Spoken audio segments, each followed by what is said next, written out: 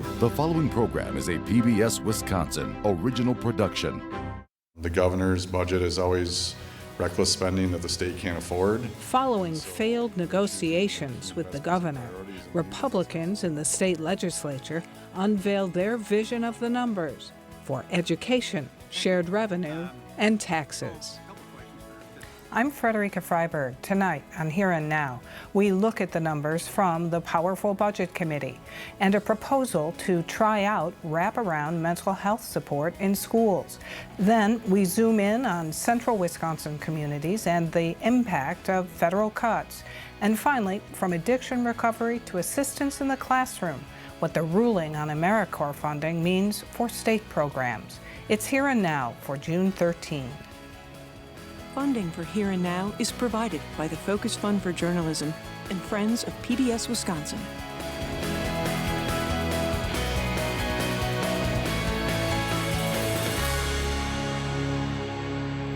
Billions of dollars separate Republican state budget provisions from the two-year spending plan Governor Tony Evers first introduced. Last night, the Joint Finance Committee voted to increase K-12 school funding by $336 million. That's $3 billion less than Evers called for. On special education funding, Republican budget riders targeted $228 million, putting the percentage of state funding going to schools for those services at 37.5% in the second year, far short of the 60% Evers and advocates wanted. On income tax cuts, Republicans expanded the second lowest bracket taxed at 4.4% to single filers making up to about $50,000. That's up from those making $30,000. They also included $700 million in tax cuts for retirees, with an income tax exclusion for the first $24,000 of income for filers 67 years or older. For more on all of this, we go to senior political reporter Zach Schultz at the Capitol. And hi, Zach. Hello, Fred. So that's quite a gulf in K-12 spending between Republican budget riders and Evers. Yeah, that is a big gulf, and the question that remains to be seen is how Governor Evers will take this when this budget eventually gets to his desk. We had known all along that there was going to be a big gulf between what he wanted and what Republicans would agree to, but this is even bigger than what we had thought at first, simply because they're not funding any of the per-pupil aids that Governor Evers created in his partial veto of the last budget. Remember the 400-year veto that increased per-pupil funding by $325 a kid per year for 400 years. The Supreme Court held that up as legal, but Republicans did not put any state money behind that. So it'll be up to individual school districts. Their levy will be increased, but it'll be up to them to decide if they want to raise property taxes to gather all that revenue for operations. On special education funding, the majority raised the percentage of funding coming from the state from 33% to 37.5% in the second year. But that, again, is far short of what Evers and advocates wanted. Yeah, and we've been covering this on Here and Now for quite a few years about that shortfall in special education funding coming from both the state and the federal government. Neither have held up their end of the bargain for what they promised dating back to the 70s, and it's school districts that are left picking up the pieces, and they're the ones who have to figure out how do we provide the services to these special needs kids, and often they end up taking it out of general ed dollars that would serve the rest in all of the student body. Often that's the driver for a lot of these districts going to referendum over the last decade, is they simply need more money to fund everything, because if they don't give the money that's guaranteed to these special education students, they can be sued, and quite often they have been. As more and more parents and advocates say, go fight for the rights of your child, it's the school districts that have to find the money to make up for it. Now, this is an increase, and Republicans are saying this is well above where it's been in recent years and decades, and even dating back to when Governor Evers was the Secretary of Education at DPI. This is above what he was requesting, but it's still far short of what Democrats would like to see now. On tax cuts, it's $1.3 billion to expand the second lowest tax bracket and for retirement income tax cuts. Now, this wouldn't seem to be something that the governor would oppose with his veto pen, right? No, these tax cuts definitely feel more in line with what Governor Evers has proposed over his first 4 budgets versus what Republicans have passed in their first 3 budgets, which were targeted toward higher-end earners, and Governor Evers vetoed all of those. This time around, you remember back in December, Assembly Speaker Robin Vos said he wanted to know for sure what Governor Evers would sign into law for tax cuts rather than see a veto come out when Republicans proposed their budget. He wanted to pass a separate bill. That didn't happen, but they did enter into negotiations that went on for apparently nearly a month between the upper leadership of Republicans and Evers and his staff. And it has the feeling of the result that comes into this budget sounds like what Governor Evers may have agreed to. I spoke to some staffers for Democrats, and they weren't privy to all the negotiations, but they got the sense that this is in line with what Governor Evers had said. So if that's the case, Republicans went into negotiations, found out what Evers could support in terms of tax cuts on his end, put it in the budget, and now they're not giving Evers what he wanted in terms of education, and basically daring him to say, veto this budget if you will, but it does have a little more money for education, and it's got tax cuts that in theory fit more with who you want to see tax cuts go for, typically lower income people. So next week, the Joint Finance Committee is taking up corrections and the UW system. How big ticket are those? Well, those could be very big ticket. UW has not received nearly as much in recent budgets as they have asked for. They continue to ask for hundreds of millions of dollars, and Republicans have not been giving it to them. Could they see more this time? We don't know. Corrections, obviously Governor Evers has asked for a lot of money to completely rearrange the correction system so they can close down the Green Bay facility eventually. We don't know what that will look like. And there's one more, the Department of Children and Families, which could include any child care subsidies that could go out there for child care providers and parents.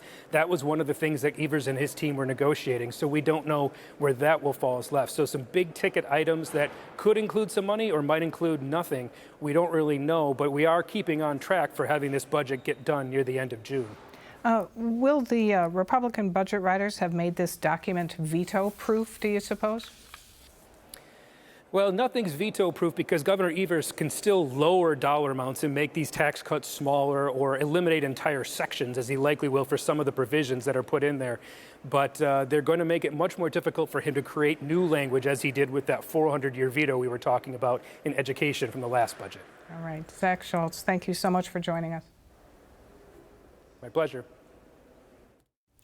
Governor Tony Evers declared 2025 the year of the kid, and his 2-year budget called for more than $300 million in direct spending on school mental health treatment and staffing. Last night, the Joint Finance Committee approved $20 million in one-time funding to expand K-12 mental health programs. Meanwhile, a bill in the legislature calls for a 2-year pilot program in 2 schools in Wisconsin, providing wraparound school-centered mental health services, even through the summer break. Senate author of the bill, Republican Senator Jesse James of Thorpe, joins us with more, and thanks a lot for being here. Thank you for having me. So you've said that advocacy for youth mental health is your #1 priority. Why the urgency on that? So, well, it comes from my personal life. It comes from my outside career of this building as a law enforcement officer, as well as what I've seen with and heard from constituents from my district and from across the state. The impacts that we've seen in our mental health, behavioral health crises that our youth have been experiencing across our state have been on the rise, and I've dealt personally with more youth in crisis than I have adults in my law enforcement capacity the last 5 years, where I work as a part-time police officer in the village of Cadott. So that raised some concerns for me, and our state does okay when it comes to these crises, whether it's adult or youth, but I think trying to get our youth the services, resources, education, prevention, coping strategies, everything that they need as a youth that they can mature and grow into the young adult life will set them up for success in the future as they continue to reside in our state. So the school-centered pilot program proposed would provide wraparound mental health services in 2 schools. What would that look like? So in one would be a urban, semi-urban school, and the other one would be a rural school. You know, the things that happen up in the village of Cadott happen in the city of Milwaukee. And I think the key element to this is the data collecting. There will be a report that will be have to be submitted from whoever were to receive the grant funding for this, and they have to provide a report back. And that's some of the issues that we have in our state is the lack of information sharing. The schools do a good job tracking it, but at the state level, none of that information is shared. So we would have to personally go to each of our school districts to find out what's going on with mental health, how many students are impacted by it, whether it's elementary, middle school, high school. And without that data, it's very hard for us as a legislature to make decisions moving forward. We can just say, yeah, there's a problem, but we just throw money at it with no data reporting or collecting. That's a foolish decision, in my opinion. And so what would those wraparound services look like? Well, it's huge. And the key element to this is that the parents are involved. And then also the community buy-in is there as well with the partnerships and collaboration. But the wraparound, it's a year-long process. It's not just during the school year where when the children are in crisis, they're receiving the services and resources available to them. This is a year-long process. It even continues on through the summertime to where those continued treatment options are available to the youth and the family. So I understand that an agency like Lutheran Social Services could hold the contract to provide the program, and there are estimates there that it would cost about $850,000 over 2 years. In the end of those 2 years, if this proves super successful, how could it be paid for in more schools than 2 across the state? Well, that's the good question. I think we're still waiting to see what's happening at the federal level with all the decisions being made there. You know, this is our attempt at the state level to implement something so that we can see the figures, we can get the data. Once we get that kind of reporting done, and we as a legislature and the stakeholders interested in this topic, this issue, we can bring forth further decisions, further funding, further modifications that would need to be taken place. I mean, this is going to be a continued work in progress. Is there some concern on the part of lawmakers that just a lot of money is thrown at these, you know, at mental health programs, again, without the return of the evidence-based success? Is that kind of what's partly driving the idea here? 100%. So last session, I've had superintendents in my office during budget talks this spring and summer here, to where last session they just funneled out a whole bunch of dollars to our school districts. One school district received $4,000. That's not going to pay for staff. That's not going to, you know, get what that school district may need to provide mental health services to their students. Now, I did share options with them, but for example, that school district, they had a guest speaker come in and talk to the students. So we can do better. And with that funding, they didn't have to report back of what they used that money for. So, and that was every school district in our state. There's something wrong with that. We need to know how our dollars are being spent, the impact that it's having in our schools, especially when it comes to our youth. So there's things that we can do. It's all about communication, negotiation, and compromise. All right. Well, we leave it there. Senator Jesse James, thank you so much for joining us. Thank you for having me. Have a great day. You too. Amid budget news and federal spending cuts, it can be easy to lose sight of real-life losses families are encountering in Wisconsin. With 57% of its residents living just above or at the poverty level, the small community of Nekoosa relies on programs like AmeriCorps and the 21st Century Community Learning Centers for things like food assistance and childcare. Here and Now reporter Aditi Debnath sat down with Tracy Vrewink, who oversees these programs, to talk about what these cuts mean for Nakusa families. You oversee the 21st Century Community Learning Center grant, which supports this Boys and Girls Club of Nakusa program. Can you talk about what that support looks like in terms of what services you offer? Yeah, so after school, or actually it's before and after school. So we open at 6:30 in the morning until school starts.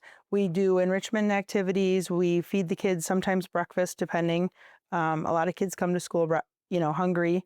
After school, they come, we do activities, they go outside, they go to the gym, we do homework help, we do career launch, we do snack. And again, there's a lot of these kids that come in here and have snack, and then they don't eat again until they come back in the morning. So, which is very unfortunate, but we have, food to provide them. And we help support the backpack program where the kids get to take home food for the weekend so that they have food to eat. If the 21st Century Community Learning Center grant was taken away, what would that mean for your program? We would probably have to scale it back immensely because the funding for this program is what helps the kids. And if we don't have that funding, we'd have to find the funding from somewhere else, or the Boys and Girls Club would have to run it themselves. And I don't believe we would be able to run a morning program at that point. It would be strictly afternoon. All the things that they do would be cut back because we wouldn't have the funding to do that. So it would make a huge difference. We might be able to even take less kids, and that would be an enormous shock for the community. What would that mean for the families who bring their kids here? It would be devastating for them. It truly would. Parents have to work, and a lot of parents can't be home until, after 6 at night. So without this program, those kids are going to have nowhere to go. And they need somewhere to go. And I think our programs, all after school programs, help those kids to be able to feel like they're safe and they're cared for. They have food to eat, they're learning, there's no learning loss. If they don't have someone to help them, they're not going to succeed. A lot of our families rely on us to cover the cost of childcare because the Boys and Girls Club, we can't charge a fee here because of the grant. So that's free childcare, which is saving families anywhere between $150 to $200 a week just for care for one child. Losing the after-school programs would exacerbate existing inequalities in access to education and opportunities, particularly for these kids, because 99% of them are low income. It would reduce community engagement. The kids come here and they just hang out. If they had to go home after school by themselves, they would probably be getting into trouble. When they're here, we know they're safe. We keep them out of trouble. They learn a lot of things. In the 10 years that you've been in this job, has it always been so uncertain? Never. We've gotten the CLC grant 2 5-year terms in a row now. So we've been fortunate that way.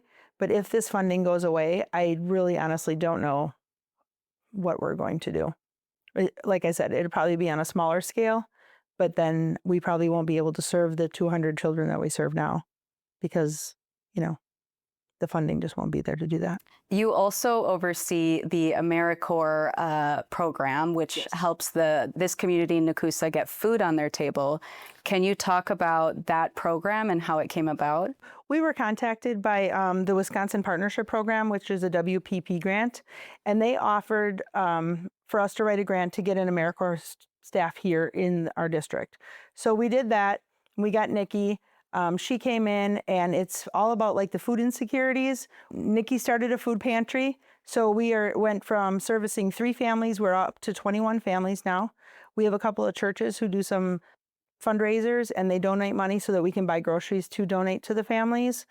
When AmeriCorps was cut out by the federal government cutting the funding, we had to stop doing that. We had nobody to do it. Well, then we found a different way to go around it. Nikki's now employed by the YMCA, and she is able to run the food pantry through the Nakusa School District because we are a partner with the district. So she's still able to, service those families. And what did that mean for that, week where Nikki was no longer your employee and that? She volunteered that week, basically, just so that we could keep the families eating. Because without the food pantry, what would those families be experiencing? They would have to find a means to get to Wisconsin Rapids to the food pantries there. A lot of them don't have a means to get there. We don't have a bus system here. It's generally if they can get a ride or something like that. Federal court actually reinstated the programming. Does that give you any relief? Not really. Who's going to want to apply for a job that they're not really sure if it's going to keep going or not? You know, it's you need to have an income. You need to support your family. Even though the AmeriCorps income is small, it's still something, and you can't just not have that income. I've been doing this grant for 10 years. I've had an AmeriCorps staff every year at this school and at the elementary school some years. That staff is so beneficial to helping the kids. They help them with their homework. They help them with their reading. They're like an extension of the teacher's day because they're there at the end of the school day, and then they're working with them on their homework. It's just, they're so beneficial. I just honestly think that they're important for every school to have. AmeriCorps is where it needs to be. Wisconsin was among states that sued over the Trump administration's nearly $400 million cut to AmeriCorps. Subsequently, a federal court issued a temporary injunction restoring its programs and funding. In Wisconsin, about $14 million goes to AmeriCorps programs in schools, healthcare clinics, and in nonprofits. Where does all this leave the program in Wisconsin? We turn to the executive director of Serve Wisconsin, a state agency that partners with AmeriCorps to recruit and train volunteer workers who receive stipends for living expenses. Jeannie Duffy joins us now, and thanks very much for being here. No, thanks you for having me. So how welcome was the news that the court issued this temporary injunction? Oh, it was very welcome. It was a joyous moment. It was just a reaffirmation of our work, what we do, and that the rule of law still stands, that you cannot illegally terminate grants. How disruptive, though, to the programs was the elimination of the grant? Oh, it's been a roller coaster. And as you know, it's a lot easier to break things than to bring things back. We had almost 400 members serving in April when we got notice that the grant terminations, that the grants were terminated. And many of those people are, you know, between ages and 20 and 25, so they can't sit around and wait for another 6 weeks to see if they are going to be brought back to service. So a lot of our members have already moved on. We're very lucky. Many of our programs kept their members on in service, and many so they can instantly return to service. But it's a hard road to hoe to bring things back. What is the purpose of AmeriCorps? Yes, AmeriCorps is a lovely program. Well, so I would say that. But our mission is to bring people together through service. And we serve some of our most vulnerable citizens and communities. And we help connect people in service to build civic engagement and empathy amongst our citizens and our young people. So every year we have over 1,000 young people primarily serving across the state, from, you know, Superior down to Kenosha, and they are doing a variety of things. And through their service, they are gaining essential workforce development skills, leadership skills, communication skills, and learning how to bridge divides and becoming engaged citizens. What kinds of programs and where in the state are they? Yeah, so like I said, we are statewide. We have members serving at youth shelters statewide, and they're helping homeless and runaway youth, over 1,000 every year, get back into safe housing. And what's so sad about that is it often means not going home. Our AmeriCorps members are primarily known for working in schools, and every year we help over 17,000 students through tutoring, after-school programs, or getting into college. Summer is a prime time for AmeriCorps. We have conservation programs working across the state, improving over 600 acres of our lands, removing invasive species, planting trees, doing flood mitigation and work such as that. Wow, a lot of different kinds of programs that people are working in. If there's a community need, there's probably an AmeriCorps member serving there. So at this point, notwithstanding the young people, the volunteers, the members, as they're called, having possibly left, have services returned to normal? Yes, so we have many programs that staff summer camps, such as Easter Seals and Boys and Girls Club of Greater Milwaukee. So Easter Seals runs 2 summer camps to help people of all abilities have a quality summer camp experience like many kids love. And AmeriCorps members are being returned to service to help staff those programs. In the Milwaukee area, parents count on summer camps for childcare during the summer. And we have over 50 members who serve in summer camps in the Milwaukee area. So the Boys and Girls Club are bringing those people back too to help staff the summer camps. At this point, what is the status of the court process? So we had the grant terminations April 25th, and then shortly after, the state of Wisconsin joined a multi-state lawsuit for suing against the illegal termination of the grants. We have an injunction, and that was last week. And right now the injunction is standing, and the federal government has not appealed the injunction. But they have up to 60 days to file an appeal. So in this period of time, while waiting really for a final resolution, where does that uncertainty leave people in the program, both those who work for it and those who are recipients of it? Yeah, no, like I said, it's a roller coaster, and many people don't want to take the risks because AmeriCorps is a cost reimbursement program. So these nonprofits, they have to expend the money before they get reimbursed by the federal government. So by bringing members back, they're putting their own financial security at risk and hoping that they'll get reimbursed by the federal government. The state of Wisconsin, is providing the insurances that we can, but it is a risk. All right. And also we've committed to members too, and so members have to know that, these are primarily young people. Maybe they're in college, maybe they're not, but they're counting on this for their summer experience. So if it gets terminated, it could disrupt their plans too. All right. Well, we will be watching. Jeannie Duffy, thanks very much. No, thank you for having me. For more on this and other issues facing Wisconsin, visit our website at pbswisconsin.org and then click on the News tab. That's our program for tonight. I'm Frederica Freiberg. Have a good weekend.